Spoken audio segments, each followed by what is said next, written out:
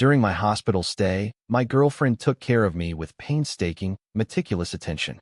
Even the lady in the next bed started urging us to get married, asking when the wedding would be. I not only ignored her, I even waved my hand impatiently and said, "It's just for fun. Why on earth would we get married?" What Chloe doesn't know is that I already discovered she'd activated a couple mode in a game with someone saved in her phone as Kinji last night, when she forgot to lock her phone while getting me a glass of water. Chapter 1. The day I was discharged, the biggest snowstorm of the year hit the city. Chloe looped the scarf she had knitted herself around my neck, overjoyed, saying I looked like a pig-headed fool. I frowned but kept silent. She tilted her head, slipped her arm through mine, and asked what was wrong. I stared into those star-filled eyes of hers. I just couldn't figure out how this woman could be cheating on me while still acting so gentle and virtuous. Chapter 2. Chloe's WeChat moments are full of me. Because I have chronic gastritis, this pampered girl who'd never lifted a finger for housework learned to cook all sorts of stomach-soothing dishes. Every time I came home after drinking at business dinners, she would grumble, but she always brought out the porridge she'd prepared in advance. She was gentle, considerate, and understanding. She remembered what I liked to eat and use, handled every detail of our daily life, so I didn't have to worry about anything at home, just focus on fighting my battles outside. Last month, when I went to the Northeast on an inspection trip with a client, she couldn't come because of school, but she still spent half an hour on the phone reminding me to stay safe. My friends teased that her eyes were all about me, calling her sister-in-law and saying she was totally love-brained. Yet this very person has on a game screen bound herself in a couple relationship with a man I don't know.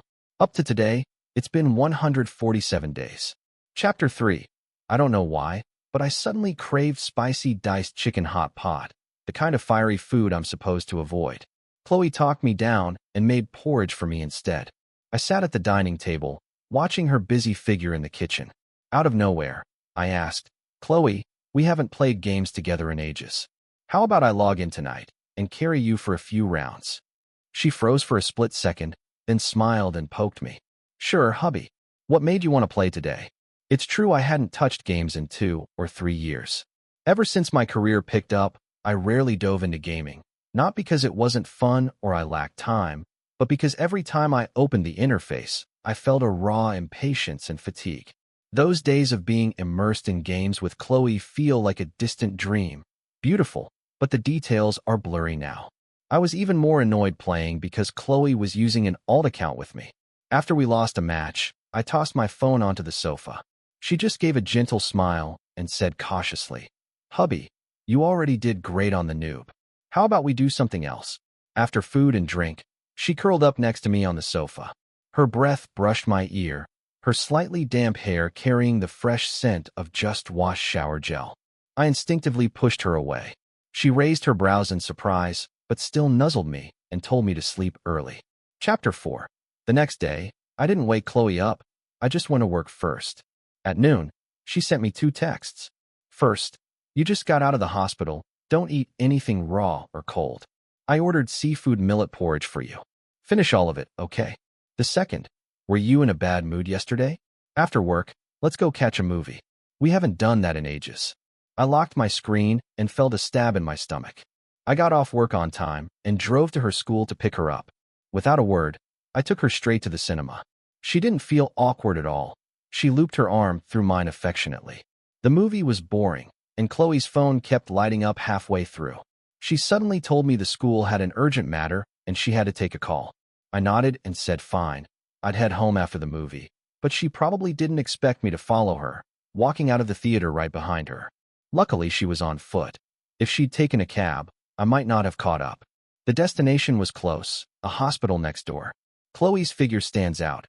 She's easy to spot in a crowd. So when a man rushed out of a department and swept her into his arms, I saw it clearly. Chloe let him hold her.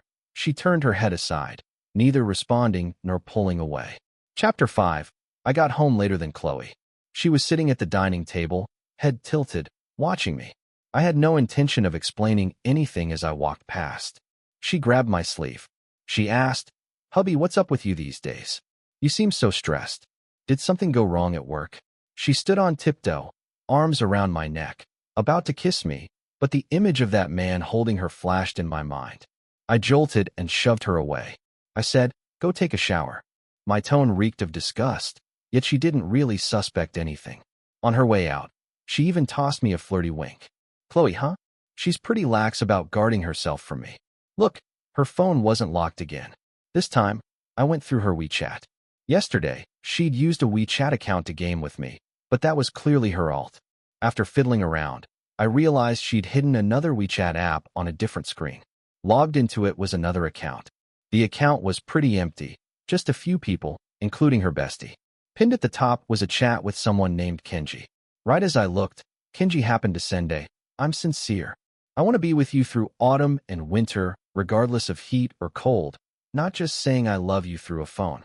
When will you lay it all on the table with your boyfriend?" Goosebumps crawled over me. I frowned and scrolled up. The two of them had talked a lot, so much that it felt like they talked more in a single day than Chloe and I did in a month. A month ago, when I took a client to the Northeast, Chloe couldn't come because of school and spent half an hour on the phone reminding me to stay safe. That day was Kenji's birthday. The two of them went to the cat cafe we'd been to see the big orange tabby. Someone even took a photo of them. Chloe was smiling sweetly, cradling the kitten, while that man's gaze rested on her with tender, lingering affection. My hands and feet went cold. I saw that Chloe had sent him plenty of messages, too. She told him about her school frustrations, how lonely and exhausted she felt at home. She played games with him, sent him cutesy voice notes full of whining and charm. Her urge to share was so strong that even a new potted plant in the office had to be photographed and shown to him. The tutoring students she told me about were almost always dates with that guy. As I read, I slowly clutched my stomach and crouched down. I just had surgery for gastritis, and now it felt like it was flaring up again. Worse yet, I was so absorbed that I didn't even notice the water had stopped. The bathroom door opened behind me. Chloe's anxious voice sounded. "What's wrong, hubby? Is your stomach hurting again? Do you need to go to the hospital?" She crouched and helped me up, the scent of shower gel flooding my nose. Oddly, it eased the pain for a second. I lowered my head, staring at her phone, which by sheer luck had fallen face down on the table at the critical moment. The last message I caught was Chloe saying to that Kenji, "Brother, I actually stopped liking him a long time ago. The one I like is you." Chapter 6. My parents have loved stuffing me with all kinds of food since I was little, so I developed a habit. When I'm under pressure, I binge eat. Especially during that oppressive time in high school, my weight skyrocketed by more than 30 pounds. Because I was heavy and a bit withdrawn, I became a target for my classmates' ridicule. Honestly, I could understand it. Under that kind of oppressive atmosphere, everyone needs somewhere to dump their negative emotions. So when they openly tossed my school bag around like a basketball pass, I took the opportunity to snap and vent some pressure of my own, enough that they had to take a 3-month leave from school. After that, no one dared come near me except Chloe. I met her when we both gave speeches as freshman representatives in our first year of high school. She was the girls' rep, I was the boys'.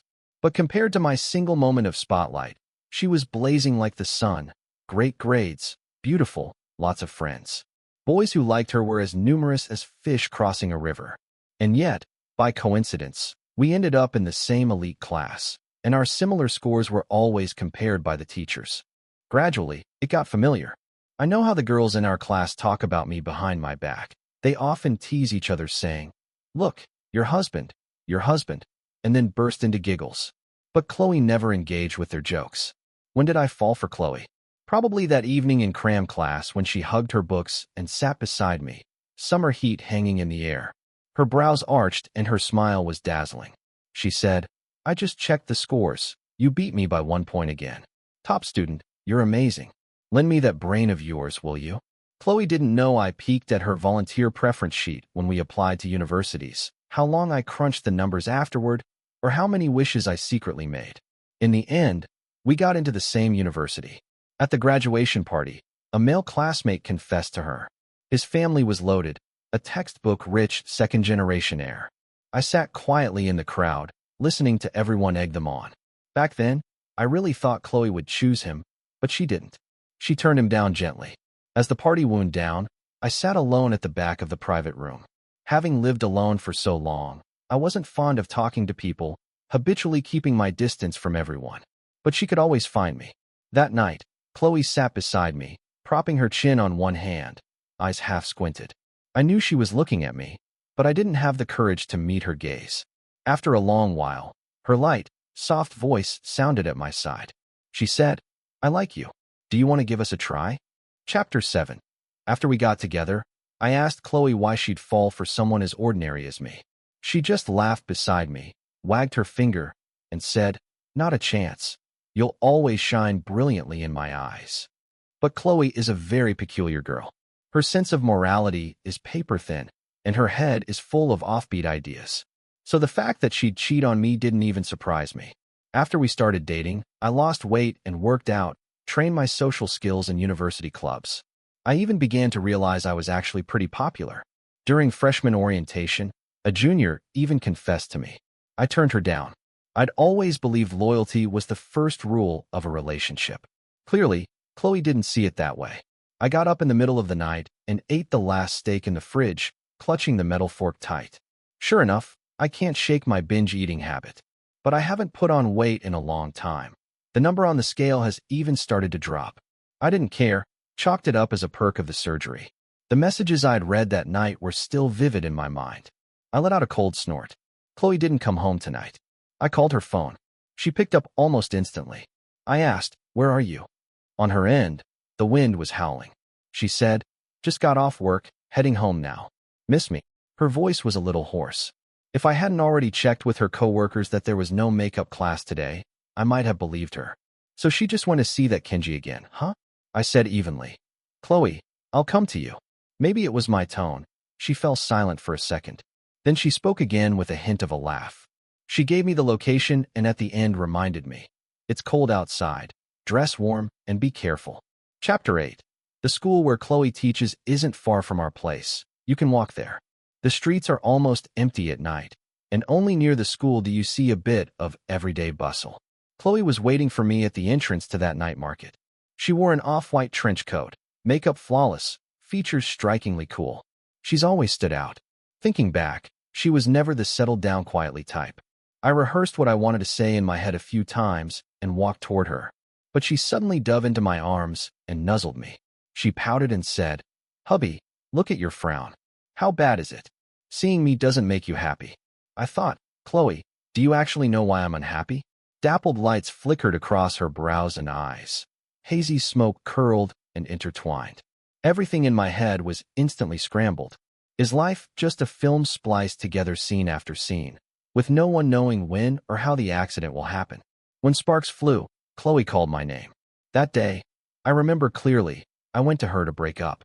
That day, I remember clearly, she lied about tutoring just to sneak off on a tryst with that guy named Kenji. Chloe said she'd stopped liking me long ago. When that runaway cargo truck barreled toward us, the one who instinctively shoved me out of the way was her. That spreading pool of blood stabbed my eyes like needles. I practically went mad crawling over to check her injuries, but she blinked at me and said, "As long as you're okay." What I really wanted to say was, "Chloe, tell me, is staying with one person from start to finish really so damn hard?" Chapter 9. Chloe's injuries were far more serious than I'd imagined. With that much blood, how could she possibly have opened her eyes the next morning completely unscathed? She was taken to the ICU and slept for 2 or 3 days straight. During that time, I finally managed to unlock her phone. Fingerprint unlock really is a wonderful invention. I couldn't stop myself from reading their chat over and over. Every single line between her and that guy, all the teasing, all the flirting. In the dead of night, it felt like a knife carving into my heart. While Chloe lay unconscious, that guy bombarded her with countless messages. "A flower shop just opened downstairs. See anything you like, Ms. Liu? Don't forget to give me that extra lesson this afternoon. Hey, why aren't you answering me? You there? Chloe, what happened? I went to your school, but couldn't find you. Did something happen to you, Chloe?" At night, I lay on the attendant's cot in the hospital, scrolling through that chat again and again. He was still sending messages, one after another, to this very phone. Halfway through, I dashed to the restroom and threw up. "Fuck you, Chloe." The young nurse who did rounds every day said I looked terrible and suggested I get a full physical while I was here. When I came back with the report in hand, I saw a tall, skinny man standing outside Chloe's room. Sometimes you can just feel misfortune coming. Without thinking, I called out his gamer tag. He turned, stunned for a second. There aren't many places near the hospital where you can talk, but we found a ramen shop. It was 3 or 4 in the afternoon, no customers around. He propped his forehead on one hand, listlessly stirring the noodles. What's your name? I asked. Kenji. So what? He shot back, already on edge. You're the one who plays games with Chloe all the time, right? Yeah, so what? You know Chloe is my girlfriend, don't you? He shrugged. Didn't know? So what? The next second, I stood up and slapped him across the face, spelling out each so what. This daddy just smacked you to teach you a lesson. Still pretending? You think I haven't seen your chat logs? I'd lost weight lately, but I still outweighed this beanpole. He wilted at once, eyes darting. Feelings are complicated, bro, calm down. I believe if you love someone, you shouldn't hold her back from someone better than you. Besides, it's not like you two are married. A scumbag and a slut, you two really are perfect for each other, I sneered. He came right back with, then bro, why not just hand her over to me? I can accept her personality. My anger fizzled. I almost laughed at the nerve of him. In that instant, my stomach felt like it was on fire. I clenched my fists and he scooted farther away. The results of my physical flashed through my mind. After a moment's thought, I stood, bowed my head, and said calmly, fine. When Chloe wakes up, tell her yourself. She's yours. Chapter 10. Kenji probably never expected me to give in so easily. By coincidence, just as we got back, the doctor told me Chloe had woken up. Kenji all but sprinted over, and Chloe, sharp as ever, must have understood everything the moment she saw the two of us together. With Kenji standing between us, she and I locked eyes in silence. She's always looked at people with a trace of adoration. Even now, it felt as though I were still the only one in her sight. A thin beam of light slipped through a crack in the floorboards. I drew a quiet breath and finally said what I hadn't managed that day. Chloe, let's break up. A very, very long silence followed. She showed no surprise at all. Instead, she smiled faintly and said, it really is important to wipe your phone before something goes wrong. That's Chloe for you. Back in high school, I'd have lost it on the spot.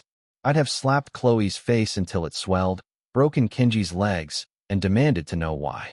But now, once the words were out, I simply turned around in silence. Behind me, she asked calmly, since we've broken up, can we still be friends? I shook my head and pushed open the ward door. Chloe didn't know there is no later for me.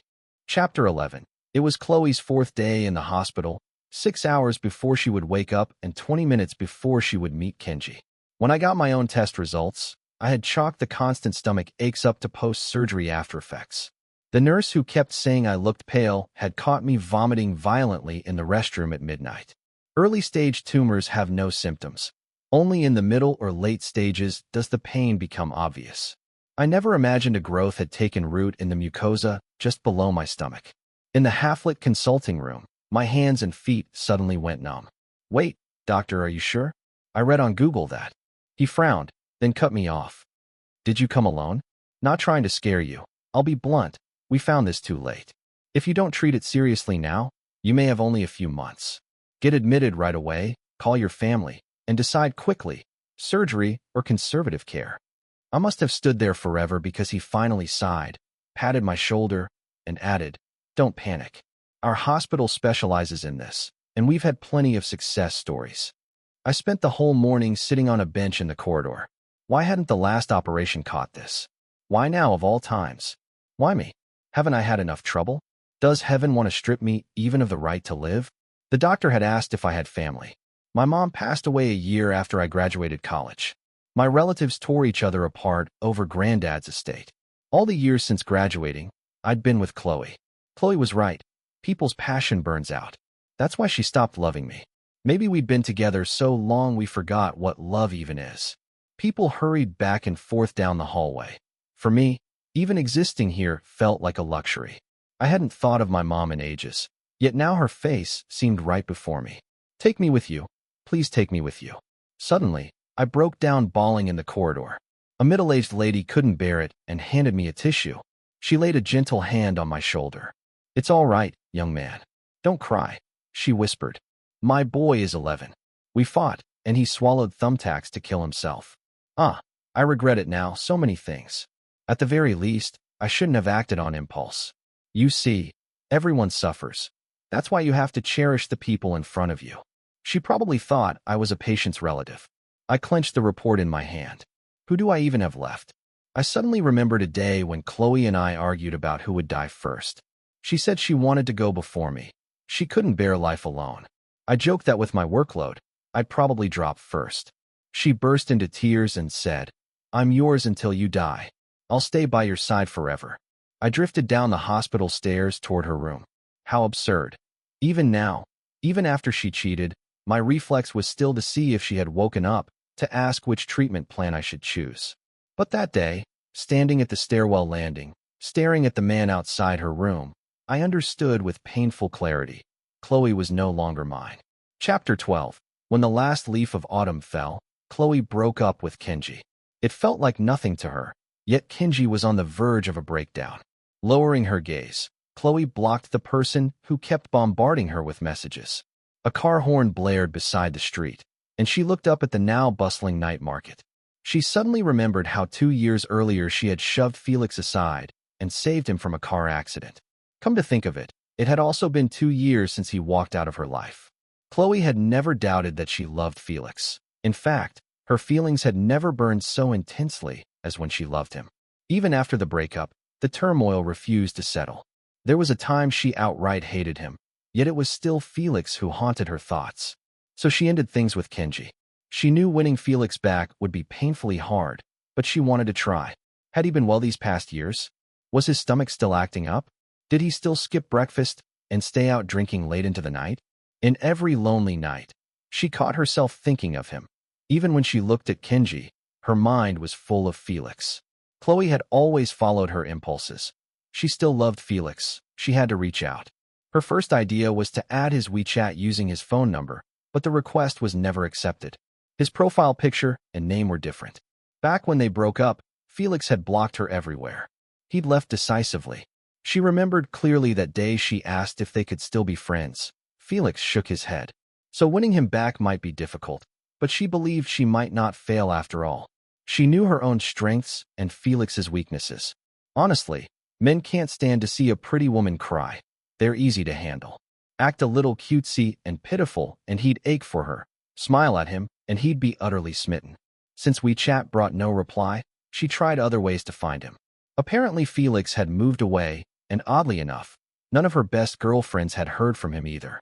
She finally managed to add one of Felix's old friends on WeChat. That person cursed her out and blocked her again.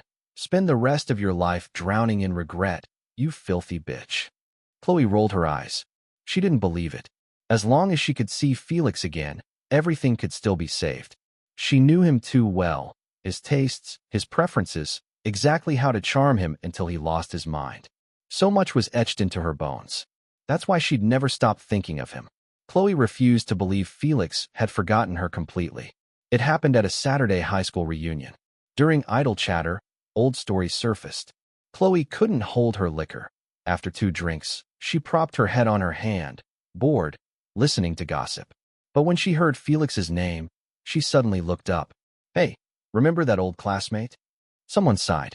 "Such a pity he died so young." "Yeah," another agreed. "I went to his funeral earlier this year. Stomach cancer, I think. So tragic. His parents were gone too when he passed. He was all alone. So young. Stomach cancer. Funeral." Those words felt alien, as though she'd never heard them in her life. She sprang to her feet, and every gaze converged on her. Her head buzzed. Maybe it was the alcohol, maybe she'd misheard. Maybe it was just someone with the same name. Felix was no longer in this world. How could that be? Had Felix died a year ago? Would she never see him again? Never find him? Death. What did it mean? Did it mean they would never meet again in this lifetime? She tore through the world like someone possessed, hunting for anything that could prove Felix was still alive. She wanted evidence that people were lying to her, that everything was fake, just a cruel joke they'd all conspired to play. But there was none. All she found was an address and a headstone. The wind hissed in the lonely hills. Mountains high, rivers far, the departed were already gone. When she finally turned back to chase after them, even a single, "I'm sorry," was too late. Memories flooded her like a tidal wave. The smallest stray emotion now swelled into something vast and crushing. She knelt before his grave from sunrise until sunset, yet ashes scattered to nothing. She could never win forgiveness. There was no one left to hear her. She hadn't merely lost him. She too had been cast aside. So she locked herself in her apartment and poured herself drink after drink. Only when the alcohol dulled her brain could she see him. The man crouching in front of her, ruffling her hair. "You're such a strange one," he said. "You were the first to fall out of love, so why are you crying like this now?" After that, Chloe spiraled. It seemed only when she let those shady men toy with her did she taste a fleeting hint of absolution. They dragged her out drinking every night, and her tolerance was abysmal. One day she threw up again, staggered into the restroom, and stared at the woman in the mirror. She looked for a long, long time, then lifted the bottle and smashed the glass. The reflection fractured into thousands of shards. Shaking, she whispered, "Why? Why, Chloe? Why can't you just stay loyal to one person? Why did you have to leave Felix? Why did you believe no matter what you did he would always turn around and forgive you?" Only later did she realize she had never stopped loving him. Some love sink into the marrow. Abandoning him had been effortless. Losing him now hurt so much she could scarcely breathe. Suddenly, she snatched a shard from the floor. Facing the shattered mirror, she carved a large X across her own lips. Blood streamed down her cheeks. At once, even the men who had brought her there were startled. Cursing, they rushed her to the hospital. Chapter 13. Later, she pushed the limits even further. Even with a mask covering her mouth, her face still oozed allure. One man pinched her disfigured lips and said, "I like you in this broken state." Alcohol and debauchery soon became the main motif of her life. There were things she tried desperately to forget. When she couldn't, she drowned them in whatever she was doing. Rumor had it in their circle that as long as a man looked like Felix, she'd hop on a plane to any corner of the country. The frenzy of longing was numb that way until one day it surged back like a burst dam. Everyone seemed to have Felix's face, yet none of them were him. The moment she saw one of those familiar-looking faces, a wave of nausea hit her. She rushed into the restroom and vomited until the world spun black. Chapter 14. When Kenji found Chloe, she had locked herself at home drinking. The woman opened the door reeking of alcohol. Her eyes swept Kenji from the ground up. Then she rolled her eyes and tried to close the door only for Kenji to block it with his hand. Arms folded, he asked, "If I hadn't come, how much longer were you planning to keep sinking like this?" Even in depravity, a woman like her radiated a warning. Strangers keep out. Chloe relaxed her brows, let out a mocking laugh. "Are you done yet?" Grinding his teeth, Kenji shot back. "Done? Chloe, you were with me for 2 years. How long were you with him? And you'd ruin yourself like this for a dead guy? What does he have that I don't, that you're so hopelessly hung up on him?" The woman stared at him in silence. After a while, her voice dripped with impatience. She lifted her hand. "Come in." One glance told Kenji that Chloe now lived in the very apartment she had once shared with that Felix. Nothing had changed in the decor. Only the table was littered with overturned glasses. "Do you know why I added you that day in the game?" Chloe's voice was low, like a ghost from nowhere. "Felix probably doesn't even remember," she said. "When we first played that game together, the very first username he registered was Kenji. That day I'd fought with him, so calling you Kenji felt exactly like calling him. By then I didn't love him as much. To me, you were a brand new version of him, which was why I found you more interesting." Hearing her dissect her feelings for Felix, fury erupted in Kenji. In the next second, his palm cracked across Chloe's face. "You filthy bitch," he snarled. Kenji suddenly remembered the first time he met that man. He had said Chloe was his. Now Kenji had to ask, had he been that man's stand-in for 3 years? The answer was obvious. He had thought he'd won, but in the end, who was laughing? A dead man. Seeing Kenji lose control, Chloe pretended to pull out her phone to call the police. Panicked, he bolted out the door. His curses still echoed, but the door shut them outside. Chloe stared into her own eyes in the mirror. Today was an important day. She didn't want anyone to disturb her. Chapter 15. Christmas Eve. The streets were already filled with a festive, joyful atmosphere. This was probably the first time Chloe had stepped out of her home in half a month. She had showered, put on delicate makeup, and dressed properly before heading out. December. This was the day they had officially gotten together. The city lights glowed in the night, and in this sleepless metropolis, It seemed like everyone was paired up. She walked down the street, but was suddenly bumped into by someone. The person said, "Miss, you're so beautiful. Didn't your boyfriend give you flowers? Here, take this bouquet." A little boy shoved a large bouquet into her arms. Chloe held the flowers, suddenly a bit at a loss. If only they were from Felix. If only he were still here. Then an overwhelming sense of guilt swept over her heart. The next moment, a female voice broke through her thoughts. "Hi. Excuse me, could I buy those flowers from you?" It was a girl with a sweet smile and a bun hairstyle, someone who easily made a good impression. She said, "My boyfriend is being a total jerk, didn't even get me flowers today. I want to buy some and pretend someone else gave them to me just to mess with him. But you know how it is, there's no place open for flowers tonight." Chloe thought, a couple having a little fight, huh? She stood dazed and handed over the bouquet, not intending to take money, but the girl had already stuffed a red bill into her hands. After thanking her, the girl walked off while Chloe stood still. Felix had once made her angry too. She thought he had forgotten this important day and sulked. But when she opened the fridge, it was packed full of roses. In that moment, Chloe felt like she loved Felix so much. Loved him so much she was willing to give her life for him. Chloe felt like she was going insane from the memories. What if she hadn't done those things? What if she hadn't betrayed him? If she had stayed by his side, could they have spent their last Christmas together? Chloe thought maybe she was becoming addicted to alcohol. She found another nightclub, drank and drank. No matter how much she drank, her tolerance never improved. She'd just end up throwing up. But when she drank too much, it felt like she could see him. Like now, a man who looked so much like him walked right past her. She burst out of the crowd, frantically chasing after him. But out on the street among the sea of people, there was no trace of the man she was looking for. Another hallucination. But this time she seemed to have messed with the wrong people. "Hey, you fucking blind or what?" Burly men yanked her by the arm, and a group of people dragged her into an alley. The outside world was too loud and cheerful. No one heard the violence hidden within. The men sneered, "You got money? Hand it over, sugar mama." He rummaged through her bag but only found a ring, and it was only when she saw the ring that Chloe's eyes snapped open. She tried to grab it back, but the men dangled it above her like a cruel joke. That ring was a gift from Felix, the only thing she had left that was connected to him. She couldn't get the ring back. She struggled, but several people surrounded her, kicking and punching. Drunk and out of control, she lashed out in a fit of madness. In the end, Chloe curled up on the ground, finally locating the ring only for them to realize it was made of cheap metal and had no resale value. They tossed it aside like trash.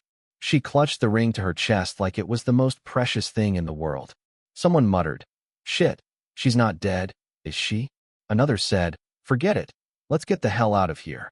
She didn't know how much time passed. Eventually, the group ran off into the distance. Chloe felt like every organ inside her was in pain. She genuinely thought she was dying, but she laughed. Winter really was kind of cold. If she just lay there like this, would she ever wake up again? No one cared what happened in a quiet alleyway. The parade floats rolled by, echoing with laughter and music. Chloe didn't know if she had opened her eyes and looked toward the next street over. There, a man was gently coaxing a girl holding a bouquet of flowers. The girl said, "All right, I'll stop teasing you. Guess where I got these flowers?" The man replied, "Who gave them to you?" She said, "Chloe, I think she used to be your ex." Felix scratched his head and said, "Oh, she came too?" The girl fiddled with the petals in her arms and nodded. "She still seems to love you, but she probably thinks you're dead. She doesn't look like she's doing well." The man shrugged indifferently. "It all started with my friend wanting to mess with her. Then the whole group got involved and started playing along. I live abroad now. In the end, those idiots decided to put up a fake gravestone for me just to prove I was dead. What a joke. But hey, I've got a tough life. Even if she dies, I won't. The doctor said it was a miracle I survived. I was more afraid they'd curse me into the grave. Whatever. However, Chloe feels has nothing to do with me anymore. People have to move on. Honestly, after making it through all that illness, she just doesn't matter to me at all anymore." He yawned and threw an arm around the girl's shoulder. "Come on, baby, stop fussing. Let's get in the car. I've got a little surprise for you." The clock struck midnight. Snow began to fall softly from the night sky. The stars glittered, neon lights sparkled, and the crisp jingle of bells ushered in another year.